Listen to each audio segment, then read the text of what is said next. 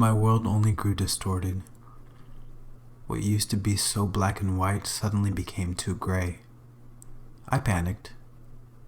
I rebelled, in a household where all eyes stayed on me. The South became my home. Migration was the theme of my family's history. At least, the family that I knew of. The pictures you see before you are my entire life. The life of a son of a preacher man. The restricted life of a gay man figuring out who and what he is.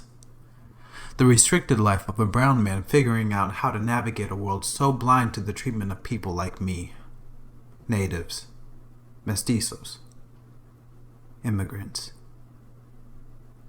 Colored. Both assimilated and pure-blooded.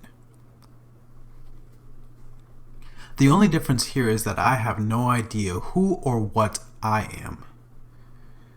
I am American. My parents, Mexican. I am brown. My mother, light. My father, dark. My grandmother, black. My grandfather, white.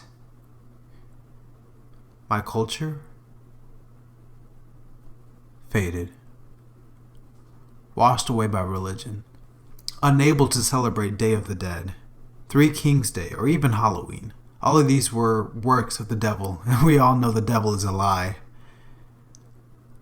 I grew up on a farm, mowing 20 acres of pastures with a tractor, herding goats back into a corral after the southern sun had wrung out their necks to dry. Parties were met with the sacrifice of livestock. One day was chicken, the next a goat. I was taught how to shoot a gun. I learned how to camp.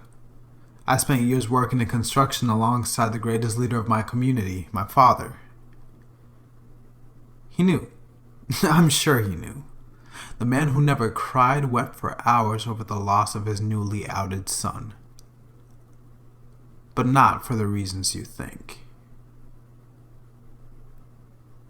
The same son who hid his sexuality over fear of losing his closest friends and family. That same son did lose his family.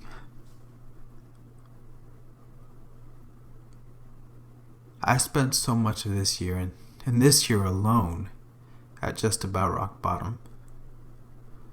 A place I am all too familiar with. I woke up in my car freezing in the parking lot of a Walmart, showering at a local gym. Yet with all of these disadvantages, not once did I regret my decision. I escaped. I escaped a prison of homophobia, a prison of narcissism, a prison of ignorance, and I had no regrets.